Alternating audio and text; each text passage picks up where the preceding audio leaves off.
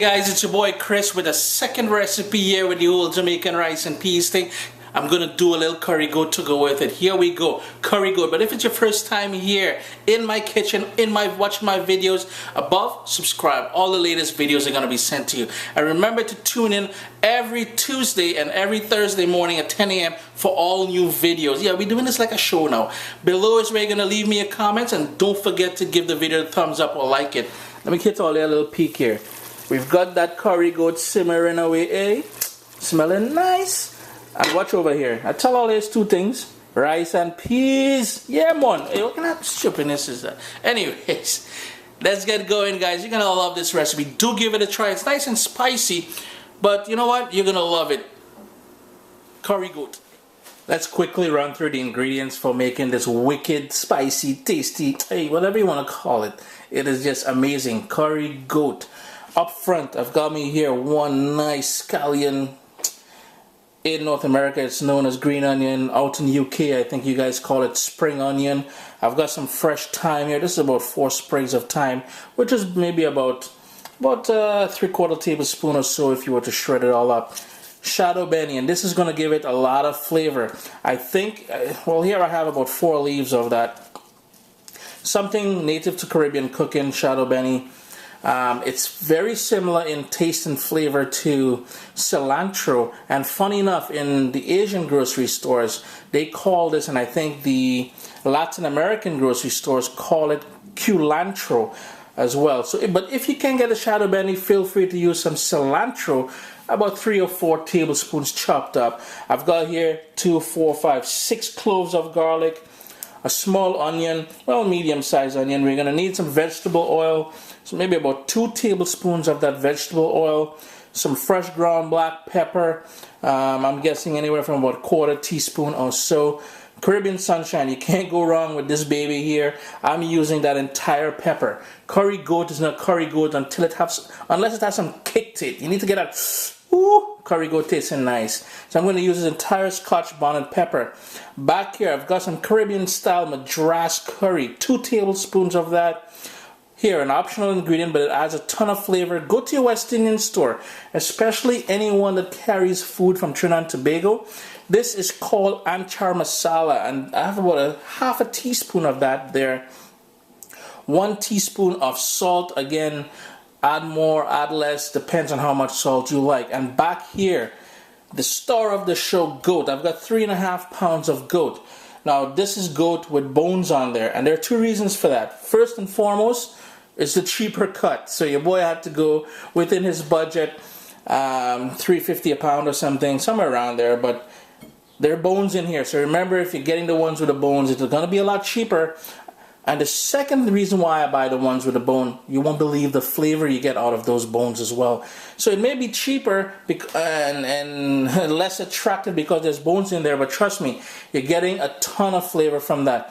We'll also need anywhere from 2.5 to 3 cups of water for braising this, because we want this to cook nice and slow to get tender, for that meat to fall off the bone. So here we go, guys. Up next, we're going to put everything together. We're going to have to season this and allow it to marinate for a little bit, and then we're going to get to cooking.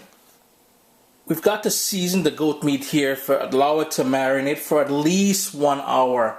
It's important that it marinates for a little bit, at least 1 hour. I'm going to do mine, let it marinate for about 2 hours. So in first, I've got that anchar masala that I showed you guys. Bam, in the bowl, as well as the salt goes in there as well. It may seem like a lot of salt, but trust me, you will need all that salt. Now here's the thing, if you guys have the prepared green seasoning that I showed you guys in a different video, in another video, feel free to use that here, about 1 tablespoon of that, and you won't have to use the other ingredients that I'm adding now, which is the scallion, thyme, shadow benny, and all that stuff like that. But I'm going fresh here, so we won't be using that prepared one, but just I guess for your information's sake, you can use that as well. I'll have a link in the description of this video for the recipe for making that green seasoning paste, which is so convenient. Store it in the fridge and you're good to go.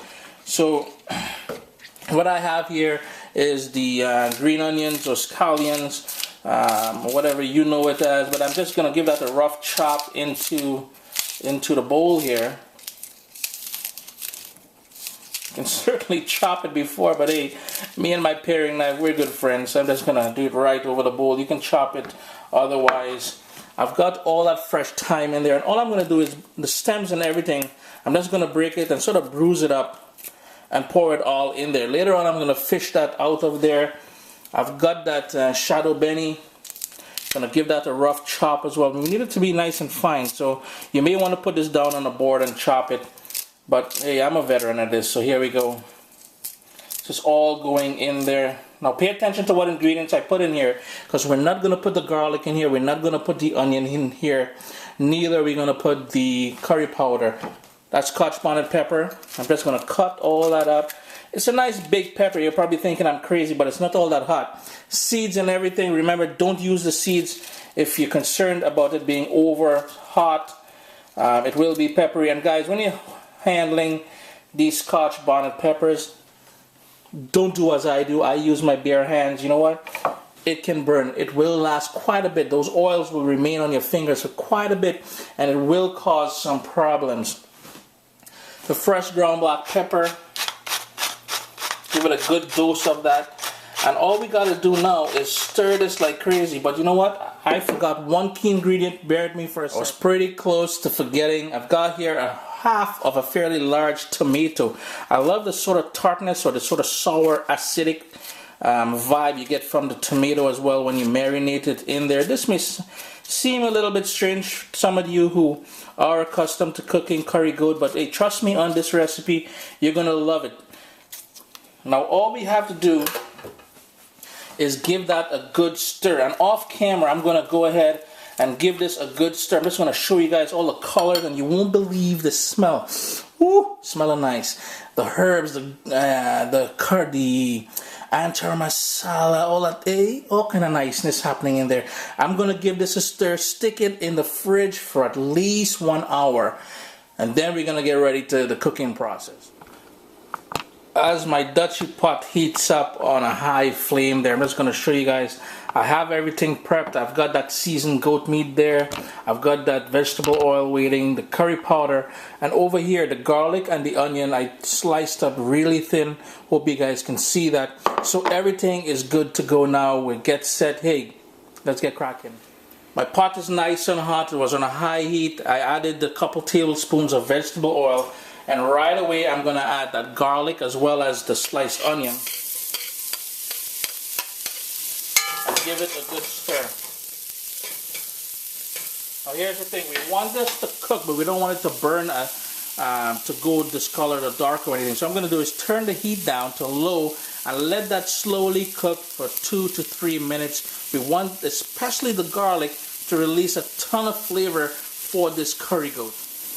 It's been about 2.5 minutes since I added the onion and garlic. I've been stirring it low heat. I'm going to turn my heat up now to about a medium high, and we're going to add that curry powder to there. This may seem, and I mean to say, for those of you who are accustomed to cooking curry in a certain way, I know some people may create a sort of a slurry with the curry powder and water and then add it to the pot here. But trust me on this, I want to toast that curry powder a little bit, so all I'm going to do is move this around the pot and let it toast for about 30 seconds or so. You're going to see it's going to start going darker. It's going to go grainy, which is exactly what we're looking for. And make sure to keep stirring it because you don't want it to burn. We want to toast that curry at this point. Also have about half a cup of water handy at this point as well, because it's been about 30 seconds or so. Just going to give that another stir and expect some fireworks. So you're going to see, this is where the drama coming in. All I need soap opera for drama. Look thing. Add that water to there. Ooh, that smell, that flavor, that curry goodness. I'm just going to stir that, let that come up to a boil, and we're going to let that simmer for about 5 minutes or so, because we want to cook the curry now. So we toasted the curry, now we're cooking the curry. So when you're eating, and I mean, it's, a lot of people don't realize this, but sometimes when you're eating curry, you get that raw sort of curry taste, and you don't want that. Trust me on this one. It's boiling here. I'm going to reduce my flame now down to a simmer and let that cook for about 5 minutes. It's been about 5 minutes. All that liquid is burned down now. It's getting nice and thick. But what we really want this to do is get more dry. We really want this to burn all the way down. So back up my heat goes. I'm just going to burn all that liquid out. We want to coat, pretty much what we're trying to do here now is take all that liquid out and coat the bottom of the pan with that thick sort of curry goodness. My heat is still on high. That curry is nice and burning down now. Guys, here's the thing. At this point, the entire kitchen is going to be consumed, enclosed, whatever the word you want. The entire kitchen is going to smell like curry. Now, here's the thing, guys. I love me some curry. But you see when I'm done eating and the day after or something, I don't want to smell it on my clothes. So tip, put the fan on over the hood of your stove. Leave your windows open. Hey, this is a nice meal to cook in the outside when the weather is nice. And sunny and warm and stuff like that. True island thing, you know what I mean? So now with that curry all burnt down, all dry down there, you may even start seeing some of that oil showing up again, but in this case it's not. Just gonna move that around for one more time because I want it to be all over. It's gonna get thick and start to stick together with the onion and garlic and stuff like that, but that is cool. So now we're gonna be adding that seasoned goat meat to the pot. Nice, you hear that sizzle? Music! I'm just going to keep adding some more pieces. And all I'm going to do now is give it a quick stir because I want to start picking up all that goodness from the bottom of the pot here. Now don't worry about adding the marinade, all that onion, tomato, everything, you know what?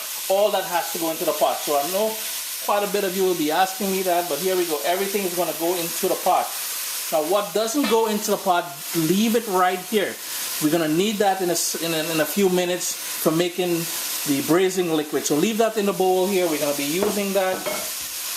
Just going to give this a quick stir. I want to pick up all that curry goodness from the bottom of the pot.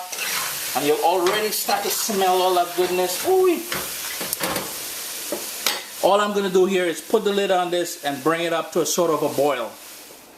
Now I know I probably caught some of you when I said bring it up to a boil. You're probably thinking, what kind of madness this man on? There's no liquid in there. How can I bring it up to a boil? If you look on the bottom here, you're going to see all that natural juices start springing.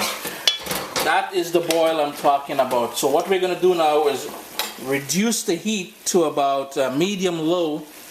Put the lid back on there.